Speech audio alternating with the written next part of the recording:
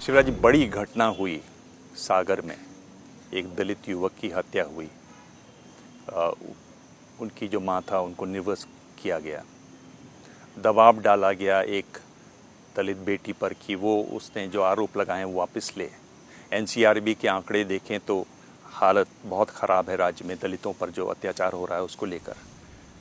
देखिए, मैं एक बात मैं साफ कहूं कि कोई भी ऐसी घटना होती तो अत्यंत दुर्भाग्यपूर्ण है, लेकिन ऐसी घटनाओं पर हमने सदैव कड़ा एक्शन लिया है, सख्त कार्रवाई की है, किसी को नहीं छोड़ा है और दलितों के कल्याण के लिए, समाज के कमज़ोर वर्गों के कल्याण के लिए जो काम भारतीय जनता पार्टी की सरकार ने किया है, कांग्रेस ने कभी नहीं किया।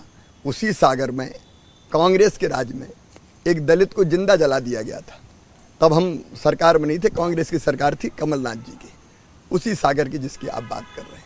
तब कार्रवाई वैसी नहीं हुई, लेकिन हम अगर कहीं दुर्भाग्यपूर्ण घटना घटती है तो सख्त एक्शन लेते हैं, कड़े कदम उठाते हैं, अपराधी को छोड़ते नहीं।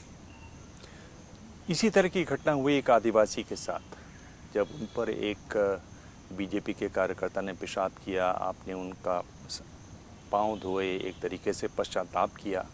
यहाँ भी एनसीआरबी की रिपोर्ट ये बताती है कि गड़बड़ करने वाला किसी पार्टी का नहीं होता, किसी भी पार्टी अपराधी किसी दल का नहीं होता। अपराधी तो अपराधी होता है। अगर किसी ने कोई गड़बड़ की है तो उसके खिलाफ सख्त कार्रवाई, इसके प्रमाण है, उदाहरण है, ये घटनीय उदाहरण है। लेकिन जिसके साथ अन्याय हुआ उसको गले लगाना, और एक तरह से मैंने पश्चाताप ही किया, ये गलत, क्योंकि बहुत अमानवीय और दिल को दुखाने वाली घटना थी। मैंने स्वयं बुला के जो किया वो सारी देश ने देखा। लेकिन ऐसी घटनाओं पर सदैव हमने कड़ी कार्रवाइयाँ, कहीं हुई भी है तो कड़ी कार्रवाई की है। लेकिन चाहे दलित हो और चाहे हमारे आदिवासी भाई और बहन हो, उनके कल्याण के जो कदम मध्य प्रदेश में उठाए जा रहे हैं उसकी मिसाल बाकी कहीं बहुत कम मिलेगी। कांग्रेस के राज में तो दलित हो या आदिवासी हो, उनके कल्याण के बारे में कभी गंभीरता से सोचा ही नहीं गया। आप क्या कर रहे हैं इनके लिए? क्योंकि मैं आपको बार बार एनसीआरबी का आंकड़ा बता रहा हूँ जिसमें सबसे ख़राब हालत मध्य प्रदेश की है, यानी 2627 एट्रोसिटीज़ हुई ट्राइबल्स के खिलाफ, आदिवासियों के खिलाफ। क्या आपने कोई योजनाएं बनाई हैं कि ऐसी घटनाएं और ना हो? देखिए, एक हमने कठोरतम कार्रवाइयाँ की है अपराधियों के खिलाफ, एक को भी नहीं छोड़ा। एक उदाहरण ऐसा नहीं मिल सकता कि हमने किसी को बचाया हो। दूसरे, हमने चाहे दलित हो और चाहे आदिवासी हो, उनको ऐसी घटनाएं से वो आहत और पीड़ित ना हो, उसके लिए भी हमने अनेकों कदम उठाए हैं। योजनाएं दर्जनों हैं, अगर मैं आपको गिनाना चाहूँगा। आर्थिक सशक्तिकरण के लिए डॉक्टर बाबा साहब अम्बेडकर जी स्वरोजगार योजना से लेके, चाहे हमारे संत रविदास जी के नाम पे योजना हो, 1 दर्जन योजनाएं हैं जिनमें उनको स्वरोजगार से लगाना, उनको मकान बना के देना, उनकी आर्थिक सशक्तिकरण की कोशिश करना, बच्चों की शिक्षा के लिए एक नहीं अनेकों उपाय। शिक्षा तो पूरी तरह से निःशुल्क ही है।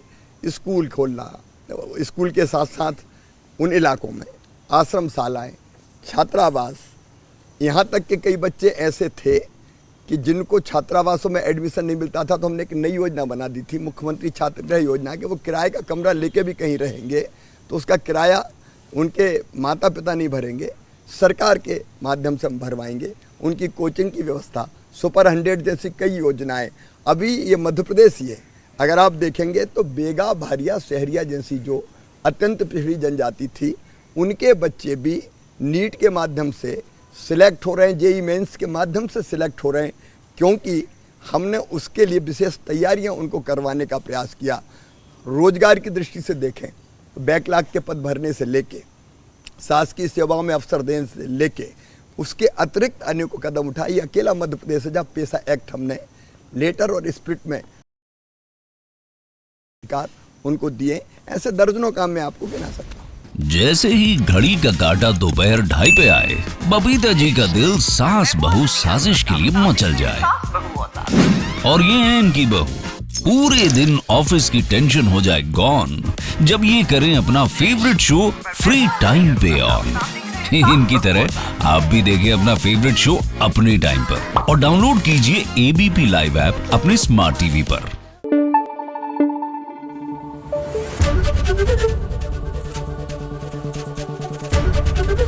एबीपी न्यूज आपको रखे आगे।